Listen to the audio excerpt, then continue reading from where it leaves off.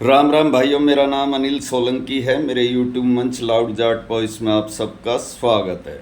दोस्तों, आज बात करेंगे भरतपुर रियासत की, भरतपुर के महाराजा विश्वेंद्र सिंह की। मैं इस विषय पर कई बार सोचता था वीडियो बनाऊं या ना बनाऊं, क्योंकि मैं इस मामले में वीडियो बनाने वाला कोई भी नहीं होता हूं, क्योंकि मैं भरतपुर का रहने वाला नहीं हूं और वहां की स्थानीय राजनीति पर मुझे बोलने का कोई अधिकार भी नहीं है। लेकिन एक ऐसी घटना घटी है दोस्तों भरतपुर में, जिसको देखने के बाद मन बहुत ही उदास था और ना चाहते हुए भी मैंने अपना फ़ोन उठाया और मैंने सोचा कि इस विषय पर मुझको बोलना ही चाहिए और मैं वीडियो बना रहा हूँ। तो सबसे पहली बात दोस्तों ये है कि जो महाराजा विश्वेंद्र सिंह है भरतपुर के राजा, उसको पूरा जाट समाज, हिंदुस्तान के किसी भी कोने में रहने वाला कोई भी जाट हो, वो अपना अभिभावक, अपना गार्डियन समझता है, क्योंकि महाराजा सूरजमल जाटों की विरासत के एक योद्धा थे और पूरे हिंदू समाज का नाम उन्होंने गौरवान्वित किया था। तो उस हिसाब से महाराजा विश्वेंद्र सिंह महाराजा सूरजमल जाट के एक वंशज होने के नाते पूरे जाट समाज के गार्डियन यानी अभिभावक हैं। लेकिन कई बार मैंने देखा है कि महाराजा विश्वेंद्र सिंह अपने कर्तव्य और अपने फर्ज का पालन करने में असफल हुए हैं, कई बार असफल हुए हैं। लेकिन क्योंकि उनकी इज्जत है महाराजा सूरजमल की वजह से, इसलिए लोग उनके बारे में खुल के नहीं बोलते हैं। उनका बेटा अनिरुद्ध सिंह लगातार जाट समाज को नीचा दिखाता रहा। वो लगातार अपने आप को जाट समाज का ना बता के जाट समाज को हे दृष्टि से देखता है और अपनी जाति बदलने की कोशिश करता है, और उसकी इस कोशिश से दो समाजों और दो जातियों के बीच में दुश्मनी भी बढ़ती है। लेकिन महाराजा विश्वेंद्र सिंह कभी उसका विरोध नहीं करते। हो सकता है उनका बेटा है, पुत्र मोह की वजह से वो ऐसा ना करते हों। अभी एक ताज़ा घटना हुई दोस्तों, भरतपुर के अंदर एक गरीब जूस वाले को एक हिंदूवादी संगठन के लोगों ने मारा पीटा और उस पर जो घृणित आरोप लगाए, वो सुनकर ही रूह कांप जाती है दोस्तों।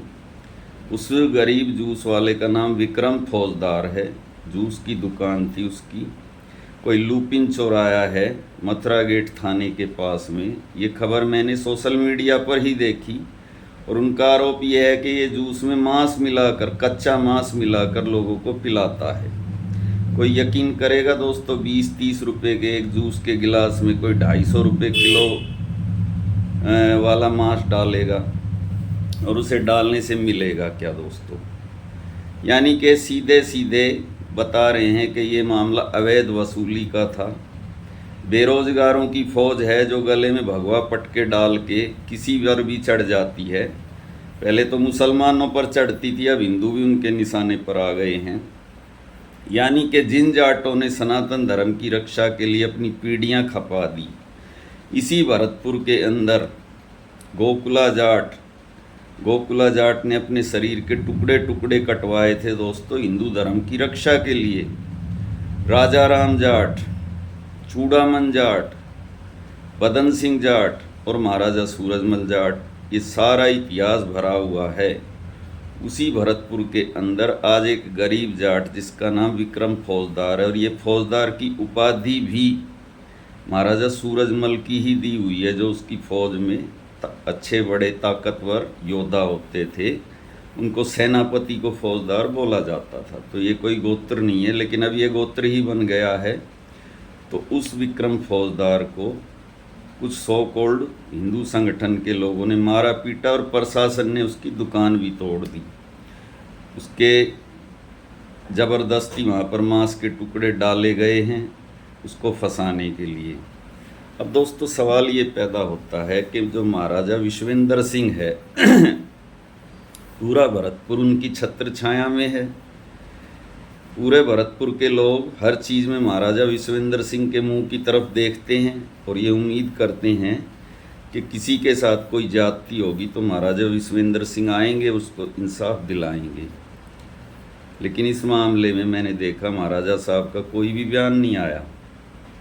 और भी कई मामले हैं। अभी हाल ही में जो मामला हुआ है वो ये है दोस्तों कि 22 तारीख को हनुमान बेनीवाल, जिनकी आरएलपी पार्टी है और जो नागौर के रहने वाले हैं और उभरते हुए जाट नेता हैं दोस्तों, वो आ रहे हैं भरतपुर में।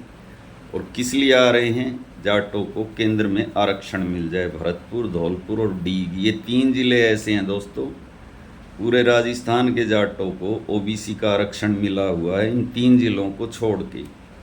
और इन 3 ज़िलों के जाटों की गलती क्या है? इनकी गलती ये है कि यहाँ पे जाट राजा होते थे, इसलिए इनको ओबीसी का केंद्र के अंदर आरक्षण प्राप्त नहीं है। तो यानी 2 राजा यहाँ पे हुए, एक धौलपुर रियासत हुई और एक भरतपुर रियासत हुई। उसकी सज़ा यहाँ के सभी जाटों को दी जा रही है कि तुम एक जाट रियासत के रहने वाले हो, इसलिए तुमको ओबीसी का आरक्षण नहीं मिलेगा। पूरे राजस्थान के जाटों को मिलेगा, मगर इन 3 ज़िले के जाटों को आरक्षण नहीं मिलेगा। उस आरक्षण को दिलवाने के लिए अगर हनुमान बेनीवाल भरतपुर में आकर रैली कर रहे हैं तो महाराजा साहब ने ये बोला कि ये बाहर का आदमी है, हमको बाहर के लड़ाकों की ज़रूरत नहीं है, हम सक्षम है अपनी लड़ाई लड़ने के लिए। बिल्कुल आपकी बात सही हो सकती है महाराजा साहब, लेकिन आप लड़ाई लड़िए, आप दिलवाइए आरक्षण। और जो वो विक्रम फौजदार है जिसके साथ अभी हिंसा हुई है, वो तो बाहर का नहीं है ना, वो तो आपकी ही रियासत का एक लड़का है, एक गरीब परिवार का लड़का है, उसको इंसाफ दिलाइए। वहाँ के नगर निगम ने उसकी दुकान को तोड़ दिया बुलडोज़र लगा के, उसको इंसाफ दिलाइए। मनुदेव सिंसिनी, जिसने आपके महल का गेट तोड़ा था और वहाँ पर आपकी रियासत कालीन आपका झंडा फहराया था, जो आपके पुत्र ने हटा दिया था, उसको जब पुलिस ने गिरफ्तार किया तब भी आपने हस्तक्षेप नहीं किया। पहले आपने कहा था कि मेरी निजी प्रॉपर्टी है, कोई मुकदमा दर्ज नहीं होगा, लेकिन मुकदमा दर्ज हुआ। मनुदेव सिंसिनी को जेल भी जाना पड़ा, तब भी महाराजा साहब के मुंह की तरफ सब देख रहे थे। अब नेम सिंह फौजदार नाम का एक आदमी है जो कि रैली करवाना चाहता है हनुमान बेनीवाल की, उसने व्हाट्सएप के ज़रिए महाराजा साहब को पीले चावल भेज दिए। तो महाराजा साहब इसको भी कह रहे हैं कि ये मेरा अपमान है। तो महाराजा साहब, आप तो राजा हैं, आप तो मान और अपमान से बहुत ऊपर हैं। आपको आकर हनुमान बेनीवाल को आशीर्वाद देना चाहिए। आपको इस लड़ाई में उनके साथ कंधे से कंधा मिलाकर खड़ा होना चाहिए। जाट समाज के आप गार्डियन हैं, आप अभिभावक हैं, आप महाराजा सूरजमल के वंशज हैं। आपको बहुत ऊंची सोच रखनी चाहिए तथा आपको ये सोचना चाहिए कि हनुमान बेनीवाल जिस काम के लिए आ रहे हैं वो काम एक बहुत ही छोटा काम नहीं है, बहुत बड़ी लड़ाई है। क्योंकि आरक्षण का मुद्दा बहुत समय से जाटों के गले की फांस बना हुआ है और सरकार इस पर बिल्कुल भी ध्यान नहीं दे रही है। अगर कोई उसके लिए लड़ाई लड़ रहा है तो आपको उसका साथ ज़रूर देना चाहिए, क्योंकि आप महाराजा हैं, आप सूरजमल जी के वंशज हैं। आपको पूरे जाट समाज को अपने बच्चे की तरह से देखना चाहिए। और मैं उम्मीद करता हूं दोस्तों कि 22 तारीख को हनुमान बेनीवाल की रैली भरतपुर में कामयाब होगी और महाराजा साहब विश्वेंद्र सिंह को हनुमान बेनीवाल को अपना आशीर्वाद देना ही चाहिए और उनको बड़ा होने का फ़र्ज़ निभाना ही चाहिए।